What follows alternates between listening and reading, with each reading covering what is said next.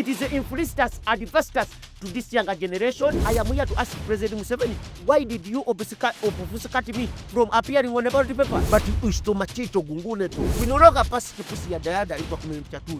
We end up fano mugwanga. Mwabi yabakama yatuse ekiseera. Ngaba candidate bagenda oteka ku ballot bamukwira bukubizisi. Mwami yabakama. Your understanding is quicker, I will speak. I told you I am here to test political pickers. Subject was open viva, and I am going to put that on the table. Mwami Museveni, I wanted him to let me be on the ballot. Ategere how the youths are tired. Are you backing Honorable Kyagulanyi? Nina byendi mukuli anti ogenda gena mu NUP or backing a president Honorable Kyagulanyi. Wabado kibaita trickery, sabotage, foolery. It was a foolhardy. Such a psychophant. Scara when the dim wit, half wit. My educators provoked a lot of gendarmes and fanatic lovers and defenders. Yakwata muntu tuina wadomula wo. Akoze kibaita emarapotuna. Akoze kibaita adversitas. It is a miseria. Akoze kibaita aram in the sea. Akoze kibaita area in peace.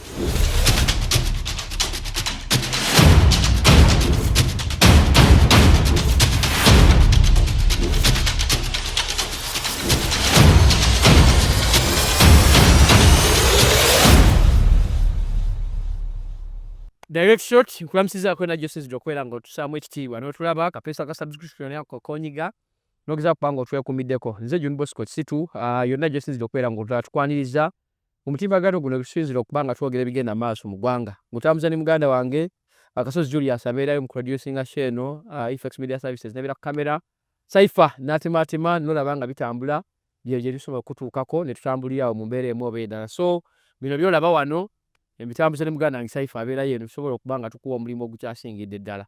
Bingi nnyo ebigenda maaso. Nominations zateekinze center stage, amaziga n'emirango okulinnya ku mmeeza kwateekinze center stage.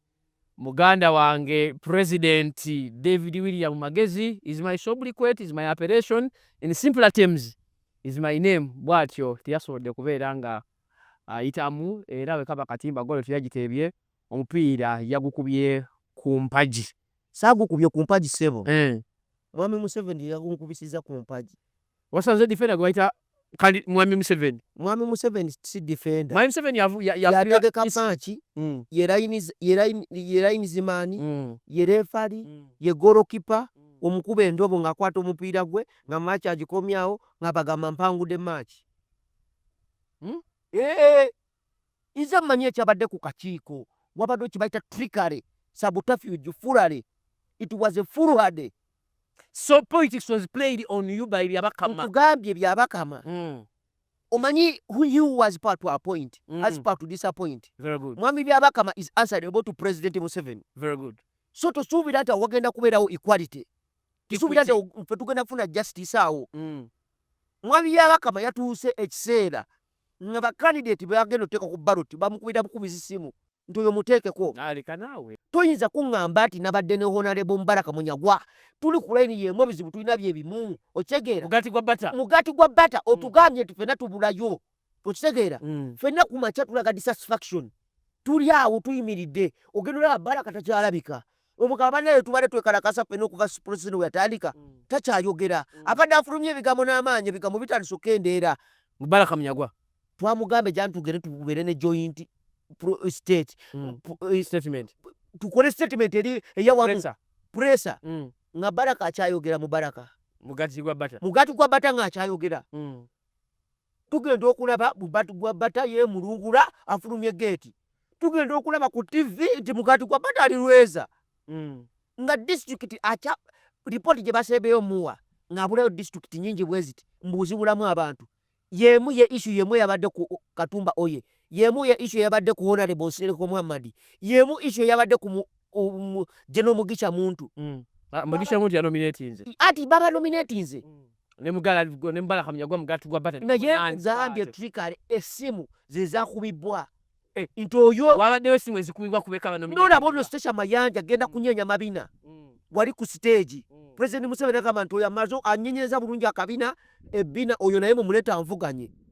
Si bwe bityo bigenda okubeera. These are the people you're talking about. Anti nkubuulidde station Mayanja kandi ndeetuwe yaleeta empapula nga nzezze kwemulugunya lwaki temunziramu temumpa reply. So that means these people are doing trickery.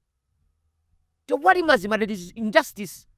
And if you don't address the economical injustice, tuba tugenda kubeera kuba wali sente ze zabadde ziriwo kati abantu abatalina sente abaza okuteeka omutima gw'eggwanga ku tebo batusudde eri. Electoral Commission bagirisiza sente. Electoral Commission tebagirisiza sente naye erya sente z'omuwa musolo. Sente zibajja okutegeka akalulu. Webali yasaba trillion almost trillion namba ne bagiwa billion 7 okutegeka akalulu. Naye enkulayirira tewali sente ze batadde mu kalulu kano okujjako okubba obubbi. Nakulabye olinnye emmeeza. What were you trying to say? Nze nina obusungu bwange ngenda kufa n'omuntu mu ggwanga muno. Alikanaawe Anti nze nkubuulira. tukitiisa. Tolina gw'ogenda kufa naye ogenda kufa wekka. Kati njagala nkubuulire twatuuse ku do or die. Bwone we twatuuse toyinza kungamba nti ntaddemu ssente zange obulamu bwange bwonna n'okeera ku makya n'okola ebyo. Ntaddemu obudde bwange ntaddemu ssente zonna. I have invested in a lot. My time, my Bangambye it was even difficult okufuna emikono. Emikono ssente ze twateekamu okusa abantu baagala ssente Zaaki? za mikono. Omuntu agamba okukuwa national ID yange okuwandika okusayiningirako njagala ompa omutwalo gwa Uganda. Mbadde manyi ate abantu bwe bakusaba ojja obeesimbirewo bakyusize status quo. Sinza nti bakusaba wali obeesibako bwesibi. Because how can a person who was requested by the public to come and stand in for them begin to pay in some amounts of money to get the signatures? Public kyeyasaba Mwami Museveni okugenda mu nsiko mu 1981 ani yamusaba? Who requested him? Obuwanguzi bwe yagenda okulwanira obutali na bubwe ani yamusaba nti Mwami Museveni genda? Njagala okujjukisa Mwami Beera Kamanga bino byonna byakola. Njagala okumunjukiza nti ono one ID man si ye yakuba essasi eryasooka. Akakiiko k'ebyokulonda tekakuba essasi eryasooka eryaleeta Mwami Museveni okugenda mu nsiko. Mwami Beera Kamanga njagala weegendereze omulembe guno. Mwami Beera Kamanga njagala ategeere nti omulembe guli Mwami Museveni oba yaliwo saagala balowooze nti wali bantu basobola kuyimirira. Emmundu zigenda tukana tikyakola. We believe that power belongs to the barrel of the gun previously, but now power belongs to the barrel of knowledge. Emmundu bagikoseza mu bukyamu. Njagala okugamba Mwami Beera Kamanga bino byonna byakola bya kaseera buseera. If twalowooza nti election za Kairos, it is our opportunity to change the leadership of this country. But we are proven wrong by just a mere call. Omuntu n'abeera nominated. Sente ziri swindled in the corridors of Electoral Commission. Abantu ne bagenda nominated ne bagenda ku ballot paper. Ere hawule. So what are the reasons they are giving not to nominate Magezi? Reasons ze bawa mbusa kolekitinga mikono gimala. Nazayo bampa report nga sinsa yiningeko ne mukulu Beera Kamanga yasayininga. Yakubanga bukubi simu. Omuntu yeggwe residing officer. Yeggwe returning officer wa presidential candidates. Oli eri onono okunominatinga. President Museveni yaleta signature lwa olunaku lwakutaano naleta lwakubiri. Wamuddamu kola olunaku lwennyini yaleeta signatures. Nze notanziramu yamusa okuleeta signatures ennaku 4 before nga tanaleeta. Waleeta emikono emeka first of all? Naleeta emikono okuva mu district 15. Bansaba district 48. So gye emikono omutwalo gumu 5. Exactly. Emikono egyo omuvudde ne kuwa baddamu ne bakutuma districts meka byaba Kamanga yamala okutunulamu. we yamala okutunulamu n'agamba district okozeko district 34 endala tozimazeeyo oyikyalirayo district 64. Okitegeera neŋŋenda ne nnoonya emikono mukadde kinno ng'okubira coordinator abantu banzibye. Batya Omuntu omuwa ssente n'omugamba genda onoonye emikono n'agamba ngitadde ku taxi. Kumba akulimba. Batya Sente zigenze taxi nga wakubira wa taxi nazikwata esimu. okubidde olina coordinator Ajumani. Wamufuna n'omugamba kati gwe genda Ajumani. Ng'ompa emikono gya Ajumani. Akugambye osingise ne foomu. Amaze okolekitinga ye akugamba akubira n'obufaanani. Tulya n'obufubi tukolekitinga twongereyo sente za lanchi. His Excellency twongereyo ezaaki. Omanye emikono nti ogitaddemu emitwalo 6 district etya? Agamba nti ngitadde ku mmotoka gijja. Emmotoka etuuka nnaku 2 otuusa okuza emikono oyo ageeze. Ng'akulimbye yakufeze. Kati byebintu ebirimu ebitulumya ne bitutramatizinga mu mitwe. N'otunuulira psychophant avaayo n'agamba nti tokakolekereza emikono gimala. Ebyo byoyogera tebisoboka. District emu oba ogitaddemu emikono obukadde emitwalo 6. Kyozera districts 10 bukadde 6. Anti kati nkubuulira. Ogenda kati District waliwo 10. district zo ng'abantu tebalina TV, tebali social media. Kati nga Omoro gye twagenda abantu tebalaba na mawulire. Osegeera nagenda mu Omoro, Apadero, Moyo ng'abantu tebalaba na mawulire. Bakeera ku makya abakyala bakeera ku makya genda mu nnimiro omwami akeera agenda kunywa mwenge kuva ku makya mpaka lweggulo nga balabadde amawulire ye bigenda mu ggwanga babigoberera ddi ogenza omugambe nsaba kusayiningirako wano nesimbyewo kuwa pulezidenti nze Magezi David William nesimbyewo kuba ali pulezidenti kakukyusa bulamu bwammwe eno muli mu subsistence farming twetaaga commercializinga farming ebintu tibabimanyi bali misante okitegeera bali ku nkumbi ho kati ogenda kujjawo otyo obwavu obwo omuntu wa bulijjo akenda ku makya n'agenda n'alima n'akomawo nga tamanyi kigenda maaso mu ggwanga abo nno okwata emitwalo 10 n'ogimuwa n'ogamba nti ntambulireko kuba disitulikiti zonna tosobola zitambulamu disitulikiti 48 otambulewa bakuwadde weeks 4 almost zaali effective zaali weeks meka ng'oŋŋambye nkolekitinga emikono ntambudde bakodineta abanzibye mu disitulikiti otosindikayo bakodineta nga bana ate bonna nga tebakola kya tebeemanyi kuba oli ajja kulimba obiringa omukolo togufunye kati osindika abantu nga bana mu disitulikiti buli omu n'omu emitwalo 5 buli lunaku n'akutuuka mu field n'agamba enjala ennuma bano bagambe baagala ssente akusabye 15,000 akusabye omutwalo gw'omukono ng'olina oziteekawo so Magezi so okyasikinga justice okyakuba emmeeza what next nga byabakama akuganye mwami byabakama njagala okumugamba ebigambo byange bino wamanga abitegeera kino kyatututtemu ng'eggwanga wano watutuusiza ng'eggwanga akoze kye bayita emmalapotuna akoze kye bayita adversitas it is a miseria akoze kye bayita aram in a sea akoze kye bayita area inkit east mu ggwanga muno okitegeera ayulunye eggwanga okutuuka kussa nti tewali muntu asuubira mazima mu kakiiko k'ebyokulonda ife abaana bato tuvayo ng'otta omulembe ogujja n'otatuwa chance ife aba inspiring the younger generation the younger parachik the ragatags and the boboteros kiba kitegeeza the political gandamasses in this world in this country kiba kitegeeza bo obatadde ku mwanjo tuwadde baana bato chance. But don't you think you akuyambye buyambi wadde ogenda kuswala bayambaani ofune obululu 10 mu ggwanga bayambaani egwe abantu abanneesiga goloza tebalina magezi emitwalo 13 egingoberera tebalina magezi abavubuka ku TikTok nina accounts nyingi togamba tebalina magezi bonna balonzi tebali wabweru wa ggwanga nedda ssebo bali teeka abazungu bosanyuse nnyo kuba communications abantu tebazitegeera communication bazitegeera ssebo gwe nkugamba ekigambo twikale tokimanyi kitegeeza bunnanfuusi fulale tokimanyi kitegeeza bulimba bino ebigambo babitegeera ate nze ntaddewo avusette ebbahaayi nti abantu balina okutegeera nti this is the new normal gwe mulembe oguliwo if you fail to understand ng'obwongo bwo tebukyasobola kulowooza nga you cannot work with your mind kiba kitegeeza tokyasobola kukolera bantu President Museveni emyaka gye yayogedde wabadde ogwokyo osobola ogicontemplatinga mu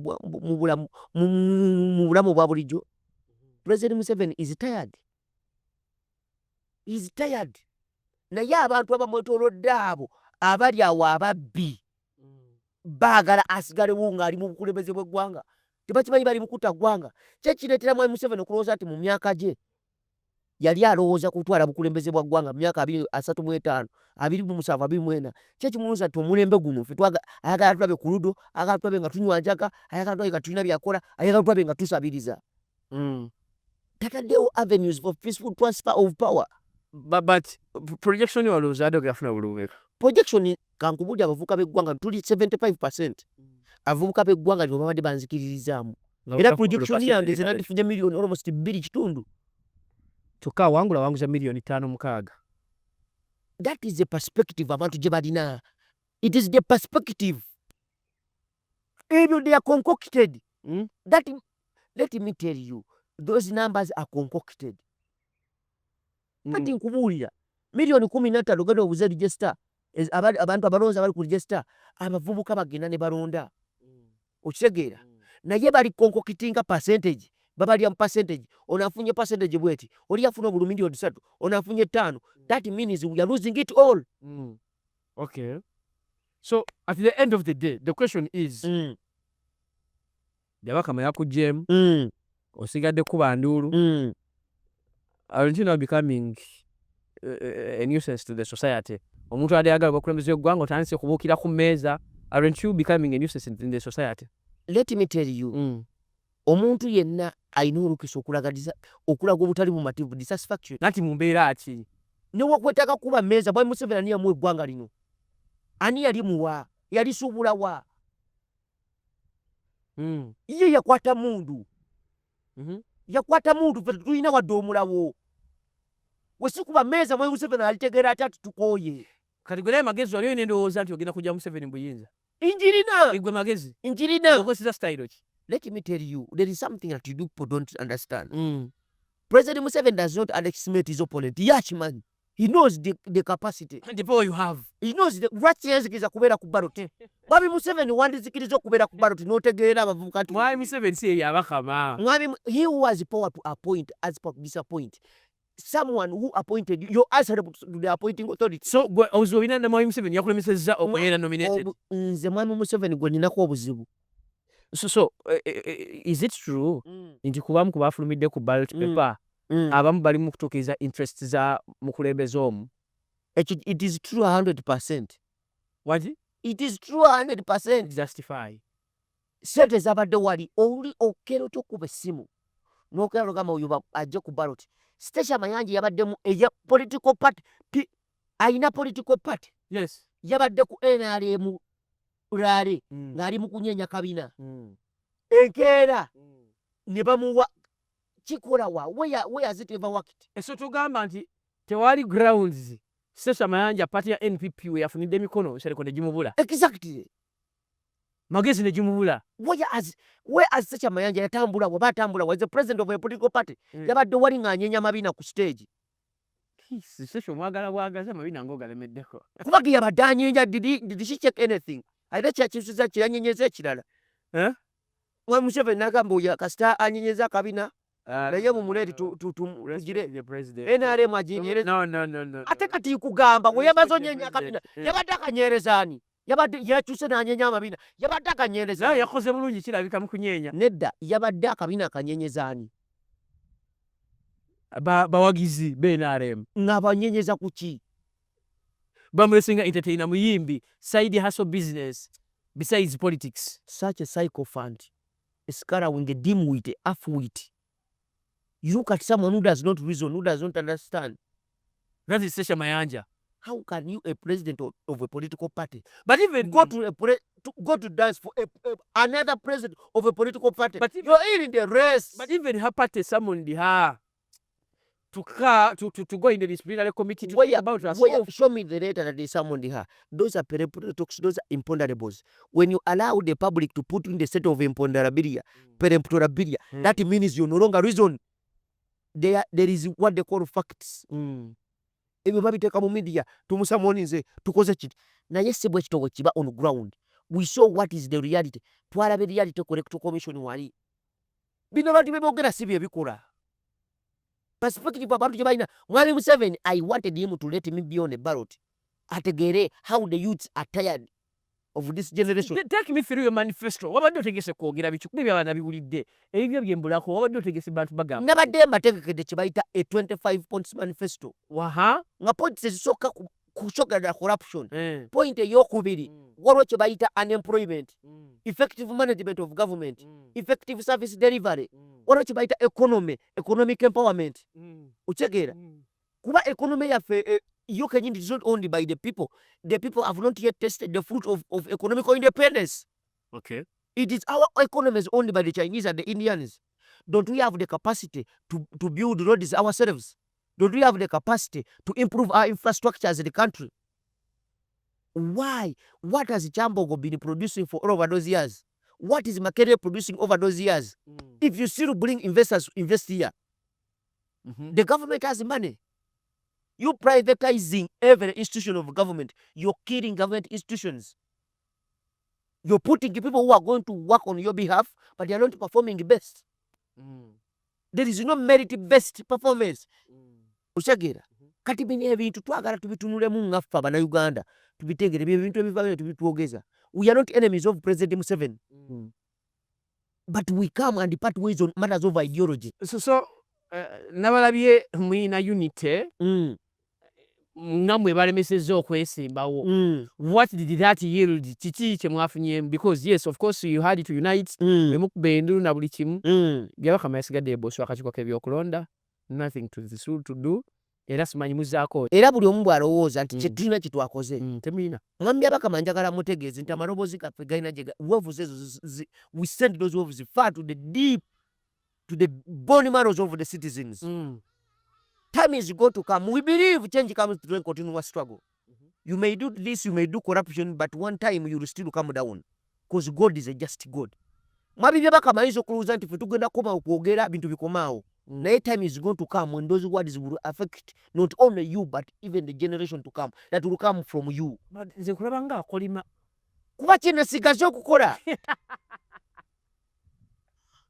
Kankubuulire mugenda kulowooza nti mugenda kukola ebibi ebikyamu ku ggwanga lino. Mulowooze temugenda kutukolako obukyamu. Mulowooze nti tewali kigenda kuddako. Mbalayirira Katonda nali waggulu ennyo. Mbalayirira obulumi bwe tulina eri bwe mumutaddeko ne mumutadde ku mitima mujja kisasulira kuba Katonda ono talya nguzi. Where is the 20 millions?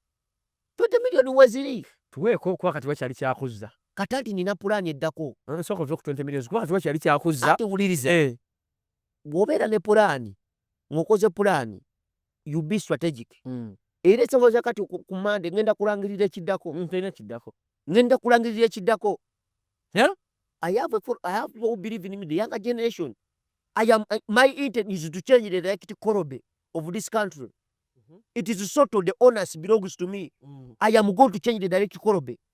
My educate has provoked a lot of gendarmes and fanatic lovers and defenders, of which they are believing in me. They say, President, the way you speak, we appreciate the linguistic prowess. Continue giving us the direct Korobe. And it is sort of, I am going to give you a pottage of intellectualism. So, njagala The direct Korobe. Exactly. Let me tell you the pottage. A mixture of intellectualism. That's a pottage. Exactly. Njagala otegeere we no longer pass pussy ya dayada into a community chatuti. Ekyo kinjagala okitegeere. Nkugambye we no longer pass pussy ya dayada into a community chatuti. But usitoma chito gunguneto. People have to understand. Atose sebusesi. Bini kama ino kubitegeera. Nina maze yasoma. Nina degree number. Adi nkugambye esezenjawulo sikufuna. Ate we public ekufune. Nkugambye. Nagambye Mwami Byabakama. If you require me to address you in Pidigins, Kuris, Patios, Panegyric syllogisms and the barriers, I will do it. Mpulira. Mwami Byabakama, if you understanding is quicker, I will speak. If you understand normal language, I will speak to you. But if you fail to understand it, then I will devour. There is nothing to do, I will come. We shall speak and speak till when the change comes. Are you joining one of the biggest opposition political parties? No, because I have to back a candidate. I have to back a candidate. I am going down at home, I sit, I contemplate, I disintegrate, I consolidate myself. I wake up, I say now, I am supporting a candidate. A candidate A, we go and champion a generational mandate. I can't put... Does your way it matter? It matters. I have a lot of younger people who believe in me. The younger people who have appreciated that I am a generational leader. I am a gastronome. I told you I am here to test political pickers, sumptuous, or bon vivant, and I am going to put that on the table. The younger people have understood. They have seen the potential in me. They are seeing a leader of the generation. They are seeing a political connoisseur. They are seeing a political gastronome. They are seeing a political gatamerata of this generation. So you think your way it matters? Exactly. You don't assume I am a shining star of this generation. I am a political darling. I want you to understand that the generation has understood who Magezi is. As a comedian? Not a comedian. I am not joking in its jokerity. You need to understand. Some people had to say it, that you would have joined the comedy store. You would have been a better candidate in that stuff other than coming for presidential staffs. Let me tell you, people who think so, that means they are not in their right upward starting. They are political misfits. If you're a political misfit, go and try your talent elsewhere. We are in matters of national importance. Some people don't understand and don't resonate with what we say because they don't fall in that realm. When we speak and others don't understand, we either speak to convince or confuse. The two work. I told you that. And you have convinced us. You have confused us. Exactly. Confusing is part of the game. How would you enjoy the game if you're not confused? So you are confusing you. I bring you back on the table. I disintegrate your medulla oblongata. I bring and I check off the annuity of political apathy, and I bring you into the things that matter. Why is it that we are not seeing your supporters on streets protesting that you are not on the ballot paper? Go on my social media platforms. My supporters are already rioting. Riots are voices of the unheard.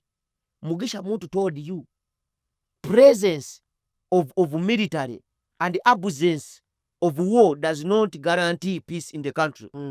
That means peace is all about justice in the country. People need to see equality in the country. If we cannot address social injustice and economical inequality, that means we are not at par. Others are satisfied, others are not. What can we do?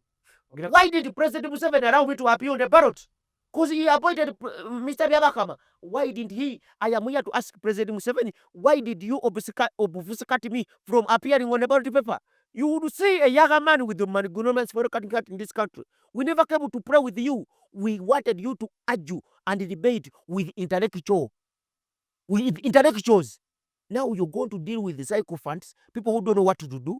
Me, I believe in this race. I will only accord respect to His Excellency Kyagulanyi. Kyagulanyi yekka candidate yabaddeko ne Mwami Museveni nga tali mu interest z'abantu balala. Exactly. Ntegeeza bulungi. Candidate Museveni ne candidate Kyagulanyi. Yes. Be babadde ku list mu butuufu. Exactly. Abasigadde is me. I even doubt the appearance of President Museveni on the ballot paper. I am not sure. Me as a person. Nti ki?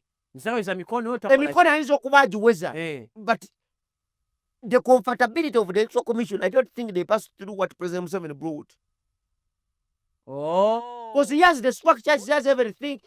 Baka kasadi asobola okubanga emikono yagireese. So they never kasati batundire emikono tebatunulamu bakera ku makya ne bamuwa olunaku. Yaleeta emikono ku Lwakutaano, balwedde bamugambira ku Saturday nti President Museveni ogenda kubeera nominated ku Lwakubiri. Nze yaleeta ku Lwokubiri. Olwa emabega ennaku mmeka emabega baaziramu ku Friday ekiro. Olwo mu Saturday nga bangamba ku Saturday ekimaleetayo ngambulayo Monday yokka Olwokubiri lubere nominations. Nani ekkubira? Musinguzi? Si musinguzi. Waliwo mucunguzi alinga commissioner akoleyo mulego yasirikana message ku WhatsApp nga ekifaananyi kisooka nga kuliko district nkaaga na kitiibwa ku WhatsApp district nkaaga munya pa omusajja ow'ekitiibwa bw'atyo presidential candidate presidential aspirant don't mention yagera n'anoonya emikono sigize ennaku ekuluma ku mutima. Ennaku nyingi nnyo sente zentaddemu. These people have not respect this process. Budget yabadde nga yasente emikakati zebafudde awo. Sente ez'obulamu bwange bwonna, savings z'obulamu bwange, sente zekoledde obuvubuka bwange bwonna. Promotion nazitaddemu nga njagala okukyusa obulamu bw'Abannayuganda, nga njagala okubeera n'opportunity nange okuteeka endowooza yange ku Uganda. Kati are you backing Honorable Kyagulanyi? Nina bye ndi mukuulira nti ogenda kugendamu NUP or backing President Honorable Kyagulanyi. With that ngenda kulangirira. I have to but there are higher chances nti ogenda ku backing Honorable Kyagulanyi. Because I see credibility. I see credibility. I see a truthfulness in Honorable Kyagulanyi. And if anything goes wrong, I have to back a candidate. I have to back a candidate. Honorable Kyagulanyi, I am still thinking. How can you define him? I told you, Honorable Kyagulanyi, you want it, like it, hate it, love him or hate him, is a generational leader. Is a generational leader. In our capacity, as we younger people, he has proved it beyond reasonable doubt that is a political gatamirata. Is a political numero enu of this. Is the acharia of this generation. Kyagulanyi. Now is it beyond reasonable doubt. Honorable Kyagulanyi, he has surpassed everyone. He has changed the politics of this country. Now you're going to see people. You're going to see how people are unsettled in this country. Now, according to the personalities you are seeing on the ballot paper, the ballot paper, whom do you think will win the game? I think the game, if at all, it is a free and fair game. I'm seeing Honorable Kyagulanyi winning the game. Now the gap is between the two. His Excellency General Yoweri Kaguta Museveni and Honorable Kyagulanyi. Others just came to participate, apart from me, who has come to change the leadership of this country. And I'm telling you, everyone was on tension because I was to appear on the ballot. The younger people were saying, Magezi, David William, we are waiting for you. I was waiting for the debate so that the world can see that there are younger people who have ideas, who have ideology, and who have a dream for this country. Unfortunately, I am not given an opportunity. If I told I am not a threat, why did they allow me to appear on the ballot paper? What did I do that hindered me to appear there? Was I not fit for purpose? Someone went to Makerere and started a bachelor's degree. I have been a leader. Mental capacity tick. Appearance before the tick. Articulating of ideas and issues and putting the dream on the table and the vision tick. Very upright. A man who can reject the sophistry of the politician who have been in the game and bring out their intentions for this country. I am the one. And I am here. And I am here. So, if any time from now, I am declaring whom to back in the 2026 presidential elections. Magezi, we are soon finishing. The question is, deep in your heart, leaving all other factors constant, what do you want? You cannot dream. You cannot become what you've never dreamt of. All the big dreams you see today started small. President Museveni himself, he went and contested for MPship with his party. Did the people believe in them? Did he win MPship? He never. He has led us for over 40 years. We did not end it when he will retire. President Museveni is telling us he wants this more 5 years. And he has not told you from his mouth that this is my last term. We haven't had it. He would say publicly that this is my last term. And you give it to him. We say President Museveni. Now this time is to appreciate you for what you've done. You protect the gains for the last time. But we have no assurance that President Museveni this is last term. But if it so happens that God blesses him with life, he will come again on the ballot paper in 2031. But by and large, throughout the process of being an aspirant, stuff and what you have enjoyed. Your name is everywhere. What have I enjoyed? Have a household name. You are a celeb, TikTok, you're everywhere. Celebrity. There are some benefits that have been attached to the name you have gotten from the process. There is nothing. If you cannot transform that fame into money, that means you're nothing. So exactly. When the money speaks, no one takes the grammar. I have nothing. People knowing you, Magezi, does it resonate or does it mean I have money? There is no money. I have no money. So you rather be with the money and you do not have a name. And I am appealing to the Abakama and his appointing authority. Let them refund the money that we invested in this sham process of theirs. I am telling you. That's what? Let them refund our money we've invested in this their sham process. This ceremonial process that they put to show the outside and the observers. What were the observers doing in the tents of nominations? These people who funded this process, why do they sit there and see injustice going on? Why don't these observers ask what is going on to other candidates? Did they see us? Did we pick nomination? But now you're not a candidate yet. You're just an aspirant. Yes, of course, aspirants are respected in the country. Babakama writes to all the districts returning officers, and these are candidates, and they are allowed to collect signatures in all the districts of Uganda. We don't just go there. People who pick nomination forms to go and aspire for presidency, they are respected.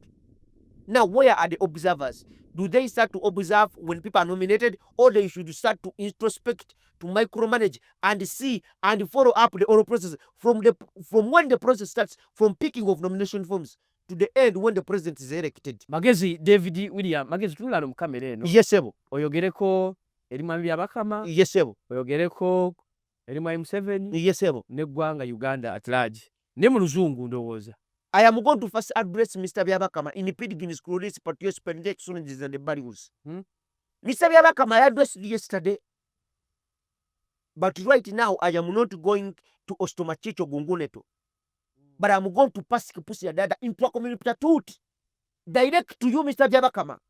Mr. Byabakama, you've showed injustice to us, the younger generation. You've caused a maram in a sea to the younger generation. It is the influencers, adversaries to this younger generation. It is the area east.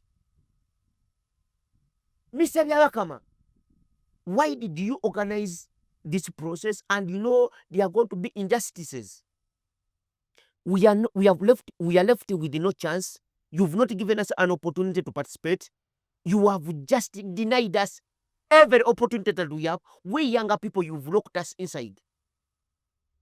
And I'm assuring you, we are not going to rest. Any opportunity we get, we shall speak. Mr. Byabakama, as you are as a justice, you would do justice to us, but you've not done it. David William Magezi, so now you're saying bye-bye to the name president. I cannot. Once a president, president. And I want also to appeal to Mr. Museveni. Mr. Museveni, next time if you are to organize these elections, let the younger people do their democracy. This business of having democratic dictatorship democratica. We want democracy in this country. Magezi David William, Bukama Katonda Bankumide, Mweraba.